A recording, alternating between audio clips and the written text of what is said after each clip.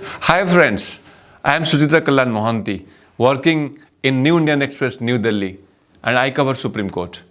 Today is a big day for certain accused persons in the 2020 Delhi riots case, as the Supreme Court has granted them bail, but for two accused persons, Umar Khalid and Sharjeel Imam, the Supreme Court has denied them these two accused bail. Various conditions. So let us analyze the Supreme Court judgments today in a crisp and subtle manner. The Supreme Court has refused to grant bail to Sharjeel Imam and Umar Khalid in the Delhi riots larger conspiracy case. As the Supreme Court has noted that a prima facie case is attracted against them under the UAPA and they stand on different footing and it cannot be ignored in terms of parity and culpability. So let us analyze the entire thing. While refusing to grant bail to Khalid and Imam, the court said the center and formative role of Umar Khalid and Imam statutory restriction is attracted, and thereby this court is not persuaded that continue to give them bail, and their incarceration would be continuing till the court will again hear their matter, or they will apply for a bail after 1 year, because the court has said that till 1 year they cannot apply for bail. It is a great setback for Umar Khalid and Sharjeel Imam. The court has, however, ordered the release of 5 other co-accused persons along with Gulfisha Fatima, Meera Haider, Shifa Ur Rehman, Saleem Khan and S. Ahmed. After drawing a clear distinction in their alleged roles, it imposed 12 conditions on them before enlarging them these 5 accused persons on bail. The 12 conditions imposed by the Supreme Court on these 5 accused persons are: number 1, they have to surrender their passport before the court.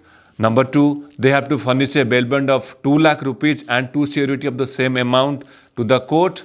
Number 4, they have to stay in the Delhi NCR region and they cannot move out of this Delhi and NCR. Number 5, they have to furnish their present address and local address and the permanent address to the court. And number 7, they have to cooperate with the probe agency whenever and whichever the agency requires them for the investigation or for any kind of thing that is needed by the probe agencies. The court said the bail adjudication requires court to look at what is attributed to all these accused and whether continued detentions serves a legitimate purpose and it doesn't serve the prosecution's case. The court has said that Umar Khalid and Sharjeel stand on different footing and it cannot be ignored in terms of parity and culpability. It's a very strict order by the Supreme Court, let me tell all of you. The court, before passing the judgment, also considered several key aspects in the case, including the right of personal liberty, prolonged incarceration and various other factors before enlarging them on bail and denying the bail. The court has considered the various aspects of UAPA, Unlawful Activities and Prevention Act, their offence, their statutory restriction and other factors, and liberty also has been considered. The top court clarified that the bail is not a forum for giving judicial restraint. The correct application requires the court to undertake a structured inquiry, whether the disclosed prima facie or not. The court has also stated that Article 21 occupies a central space in the constitutional science.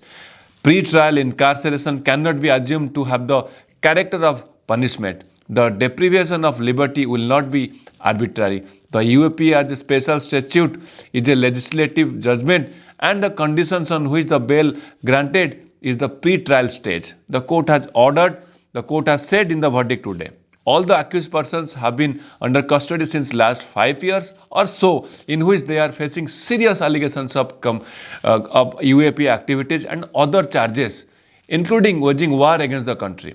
The Delhi police, in its earlier argument, strongly opposed the bail plea of these entire 7 persons, including Sharjeel Imam and Umar Khalid, after noting that they have orchestrated, pre-planned and well-designated attack on India's sovereignty and integrity, and thereby the court should deny them bail.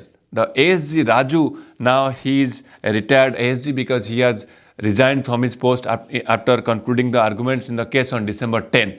He has vehemently argued before the Supreme Court that these accused bail persons should be outrightly rejected because they have orchestrated a plan to destabilize India in a very big manner. So thereby their bail should be rejected. Raju also added that the accused were culpable in committing the offence and had added that Khalid was constantly updated about developments by co-conspirators during the riots, using these instances to argue that the Delhi riots conspiracy was planned months before the incident.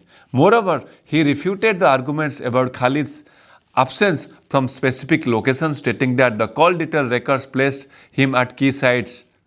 Raju also stated that Khalid had attempted to flee during the period by relying on senior advocate Siddharth Dave, appearing for Imam, had argued that the speeches should at most constitute another activities defined under Section 30. But he has denied the involvement of his client in the entire Delhi riots case.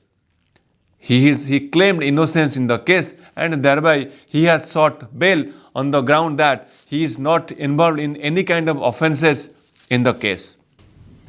All the 7 accused persons have vehemently denied the involvement in the case and claimed innocence. They said that the Delhi police opposed their bail and said is not correct. So they told the Supreme Court that they need bail because they are already in jail, in Tihar jail since last 5 years. So thereby the liberty is involved. They claim all that liberty is at stake. So they should be released or enlarged on bail. All these accused persons had moved Supreme Court challenging a Delhi High Court judgment which had denied them bail on the ground that prima facie case is established against all these 7 accused persons in the Delhi 2020 riots case. The riots took place in February 2020 following clashes over their proposed CAA. According to the prosecution, the violence has erupted following severe protests against the CAA and NRC. These protests had left almost more than 50 people dead and over 700 injured. I hope you liked the video. Thank you very much for watching the video. Please give me a comment on the video how it is. Thank you very much, friends. Thank you.